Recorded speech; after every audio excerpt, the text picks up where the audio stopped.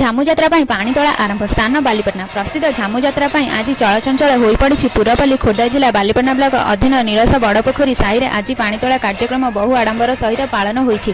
ଗ୍ରାମଦେବତୀଙ୍କ ପୂଜାବିଧି କରୁଥିବା ବ୍ୟକ୍ତି ତଥା କାଳିସୀ ବସନ୍ତ ଭୋଇ ଏବଂ ଗାଁର ପ୍ରମୁଖ ଦୀପକ ତିଆଡ଼ି, ମନୋରଞ୍ଜନ ଭୋଇ, ଟୁଲୁ ଦାସ, ପଦ୍ମଲାଭ ତିଆଡ଼ି, ଶଙ୍କର୍ଷଣ ତିଆଡ଼ି, କୁନୁ ବେହେରା, ପ୍ରଫୁଲ୍ଲ ଦାସ ଓ ଶୋଭାନୁ ଭୋଇଙ୍କ ସହିତ ଅନ୍ୟ ଗ୍ରାମବାସୀ, ମହିଳା ଏବଂ ପୁରୁଷ ଉପସ୍ଥିତ ରହି ପାଣିତୋଳା କାର୍ଯ୍ୟକ୍ରମକୁ ସଫଳ ରୂପାୟନ କରିଥିଲେ। ଆଗାମୀ ଝାମୁଯାତ୍ରା ପାଇଁ ପ୍ରସ୍ତୁତି ଭିତ୍ତିକ 1 ମାସ ଧରି ରୀତିନୀତି ବିଧାନରେ ଗ୍ରାମବାସୀମାନେ ରହିଥାନ୍ତି। ଅତି ଆନନ୍ଦର ସହିତ ବାଜା, ବାଣ, ମହୁରୀ, ଘଣ୍ଟ ଆଉ ଗୀତର ତାଳେ ତାଳେ ଉତ୍ସବଟିକୁ ପାଳନ କରିଛନ୍ତି।